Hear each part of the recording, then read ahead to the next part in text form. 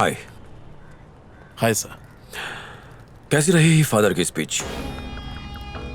Good, अच्छी थी। एक बात सही कही उन्होंने, जैसा बोएगा वैसा ही काटेगा, है कि नहीं? वैसे परिंदे दाना चुगते हैं बिना कुछ बोए। वो परिंदे हैं। Anyways, I am Daniel Alexander. I know you. Mumbai underworld के लिए एक बुरा सपना, बहुत खतरनाक एनकाउंटर स्पेशलिस्ट, सीबीआई में हो, स्पेशल डेपुटेशन पे इस शहर की पुलिस के लिए काम कर रहे हो, करेक्ट? करेक्ट। बहुत कुछ जानते हो। क्या मेरे बारे में जानते हो? कम जानता हूं, पर काफी है। क्या अपने प्रोफेशन से खुश हो? ये पूछने की कोई खास वजह? वो क्या है कि जब एक भ्रष्ट राजनेता जबरदस्ती अपनी टांग अड़ाता है, प्रेशर देता है। प्रेशर?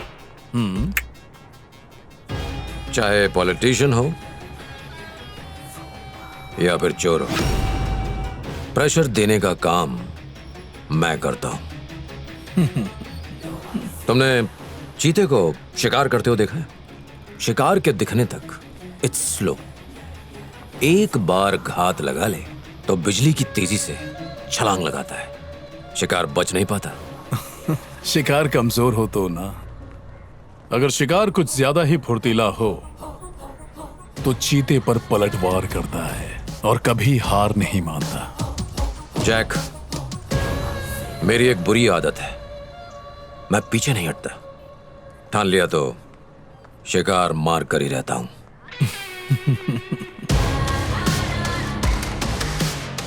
इतना यकीन? 100%। Good luck.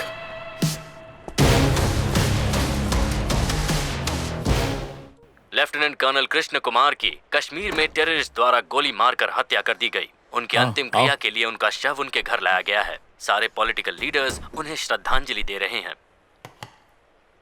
कल तुम किसी शहीद के क्रिमेशन में गए थे ना? किसने बताया? न्यूज़ चैनल में देखा था, तुम्हें और नायर सर को भी। हाँ। तुम्हारा कोई करीबी था? जरूर कोई खास दोस्त होगा, है ना? अब पूछ के भी क्या फायदा? उसकी शादी को 3 साल भी पूरे नहीं हुए थे। किसके लिए शहीद हुआ हो? कोई प्रॉपर्टी डिस्प्यूट का मैटर नहीं था। मेरे और तुम्हारे लिए जान दी है उसने।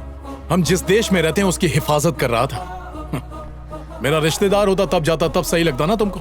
जैक, मेरा बोलने का वो मतलब नहीं था। टीवी में देखा होगा तुमने, मीडिया वाले क्या ड्रामा कर रहे हैं। यही तमाशा देखने को मिलता है जब कोई फौजी शहीद होता है। स्टेज पे खड़े होके माइक पे लोग शहीदों की भलाई के लिए डोनेशन देने का वादा करते हैं, पर क्या वाकई में वो पैसा शहीदों के घर पर पहुंच पाता है? किसी नेता ने जाकर पूछा? उनका बस चले तो स्टेज और माइक के पैसे भी इन शहीदों की विधवाओं और बच्चों से वसूलने में कोई कसर नहीं छोड़ेंगे। और उनकी बातों पर यकीन करके सरकारी ऑफिस में अगर काम मांगने गए तो वाइफ होने के सबूत मांगेंगे, बच्चे होने के सबूत मांगेंगे, फौजी के मरने के सबूत मांगेंगे। इतने नीचे गिर जाते हैं कि फौजी विधवाओं से सेक्सुअल फेवर मांगेंगे। क्या गवर्नमेंट का फर्ज नहीं है कि कंपनसेशन डायरेक्टली शहीदों के घर पहुंचाए? एक फौजी देश के लिए जान देता है और बदले में क्या मिलता है? Jack, I am sorry. Indian army, एक सेकंड के लिए भी अपनी आंखें बंद कर लेना तो किसी और देश के गुलाम बन जाएंगे हम। कभी सोचा है? ये आर्मी हमारे देश के रियल हीरोज हैं, लेकिन लोग उनका सम्मान नहीं करते। अरे किसी और देश में जाओ, लोग उन्हें इज्जत से सर कह के बुलाते हैं। हमारे देश में हर रिश्ते का एक डे होता है। Children's day, mother's day, father's day, brother's day, Valentine's day. क्या एक भी पॉलिटिशियन ने कहा या किसी सोशल एक्टिविस्ट ने सजेस्ट किया, इन लोगों में से हमारी जनता को एक बार भी किसी ने कहा कि आप लोग पूरा दिन नहीं, 1 घंटा नहीं, सिर्फ 1 मिनट हमारे शहीद जवानों के लिए सब लोग 1 मिनट का मौन रखो, उन्हें दिल से याद करो? मुझे बस ये कहना है कि हमारे सिपाही की इज्जत होनी चाहिए, चाहे वो युद्ध में हो या फिर देश के लिए शहीद हो गया हो।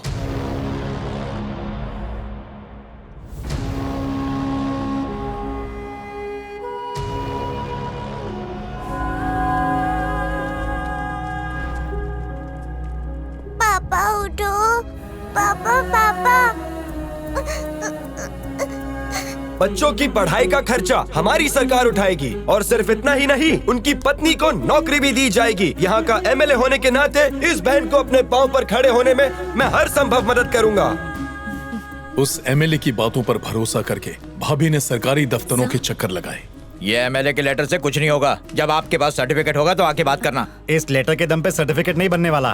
पैसे दो, काम हो जाएगा। सिर्फ पैसों से काम नहीं चलेगा, मुझे कुछ और भी चाहिए। तो कब मिलूं? भाभी को समझ आने लगा कि ये सिस्टम एक शहीद की विधवा को किस नजर से देखता है। इतनी जिल्लत सहने के बाद अपने बच्चों के साथ भाभी ने आत्महत्या करने की कोशिश की, लेकिन भाभी इस दुनिया को छोड़कर चली गई।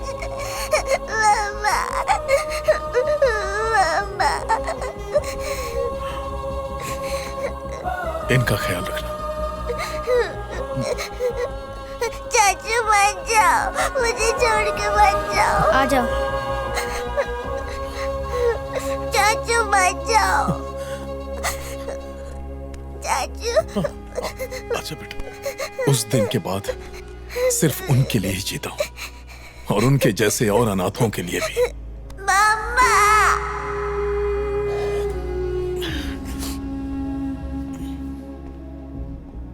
साहब बस कीजिए, उन्हें भी देर हो रही होगी। आई एम सॉरी। तुम मेरी अच्छी दोस्त हो, इसीलिए मैं अपने आप को रोक नहीं पाया। I understand. तुम मेरे लिए स्पेशल हो। सी यू टुमारो।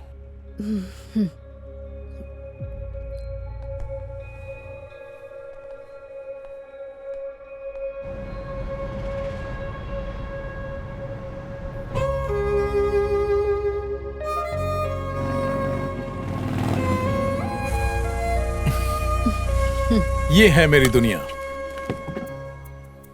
यहां जितने भी लोग हैं मेरे अपने हैं। ज्यादातर लोग किसी न किसी तरह डिफेंस से कनेक्टेड हैं।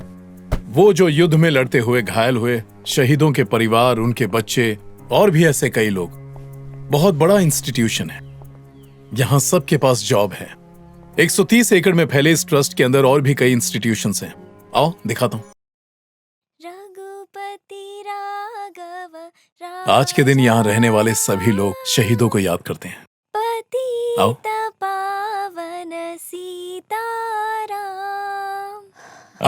कृष्णा जी, ये कृष्णा जी हैं, यहाँ के इंचार्ज हैं। ये सुष्मिता है। हेलो। इंस्टीट्यूशन देखने आई। ठीक है, चलिए मिलता हूँ। अरे दादी आप। हाँ। लो बेटा, चाय पी लो। सबकी फेवरेट दादी हैं ये कौन है? ये सुष्मिता है। बाकी बाद में बताऊंगा। बदमाश कहीं का।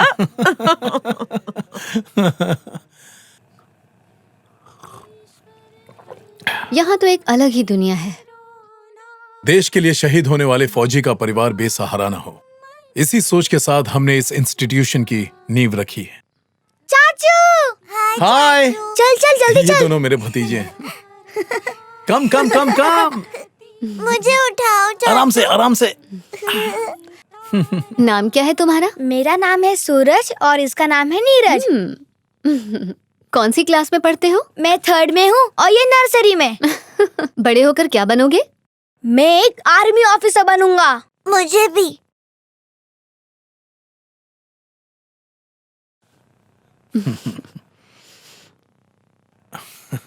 फिलहाल यहाँ तकरीबन 2000 बच्चे पढ़ रहे हैं, फ्री एजुकेशन। वैसे चाहें तो कोई भी करियर चुन सकते हैं, डॉक्टर, इंजीनियर या साइंटिस्ट बन सकते हैं, लेकिन सभी आर्मी में जाना चाहते हैं। यहाँ धर्म, जाति या पैसों का भेदभाव नहीं है। यहाँ सब लोगों की सांसों में एक ही नाम बसता है, सबका एक ही जज्बा है, इंडिया।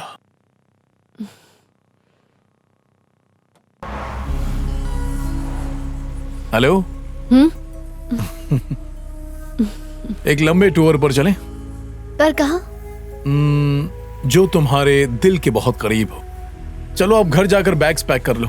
फिर भी बताओ तो कहाँ? मुझ पर विश्वास करती हो? करती हूँ। सच में? ओके। तो फिर ज्यादा सोचो मत। सर जैक गोवा जा रहा है और वहां जाके वो कुछ बड़ा करने वाला है। तुम्हें ऐसा क्यों लगता है? मैंने उसकी ट्रैवल डिटेल्स चेक की हैं सर। पिछले 6 महीनों में वो 9 बार गोवा गया है। ओह हो ना हो कोई खास वजह होगी। सर, तो हमको अब क्या करना है? सबसे पहले तो तुम्हें फ्लाइट बुक करनी चाहिए with your permission sir. Of course. ठीक है।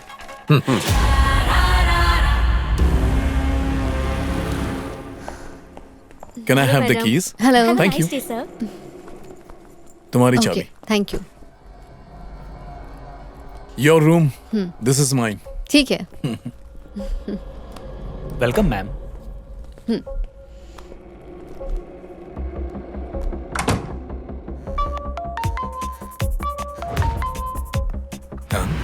कौन है सर?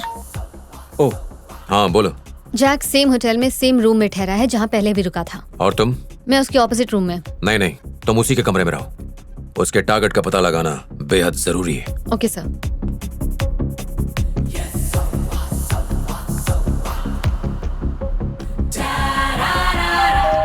Yes, come in. आओ, बैठ जाओ सुष्मिता। तुम्हें कैसे पता चला कि ये मैं हूँ? तुम्हारे अलावा और कौन हो सकता है जो यहाँ आए?